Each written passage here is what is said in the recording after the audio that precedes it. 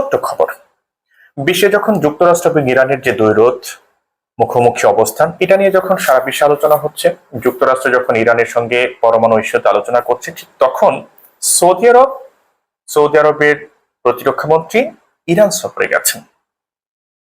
এখন আপনাদের কাছে কি বার্তা দিচ্ছে এই সৌদি প্রতিরক্ষা মন্ত্রী ইরান সফর? দয়া করে কমেন্ট করে জানাবেন। তার আগে বলে রাখি যে এর আগে কিন্তু ইরানের পররাষ্ট্রমন্ত্রী সৌদি পররাষ্ট্রমন্ত্রীর সঙ্গে টেলিফোনে কথা বলেছেন। তারা কি কি বিষয়ে কথা বলেছেন? তারা পরমাণু ইস্যু নিয়ে কথা বলেছেন, তারা বৈঠক নিয়ে কথা বলেছেন, তারা মধ্যপ্রাচ্যের যে প্রতিবেশী দেশগুলো যে দেশগুলো আছে সেই দেশগুলোর নিরাপত্তা নিয়ে কথা বলেছেন, তারা ইরান সৌদি আরবের সম্পর্ক উন্নত করার বিষয়ে কথা বলেছেন।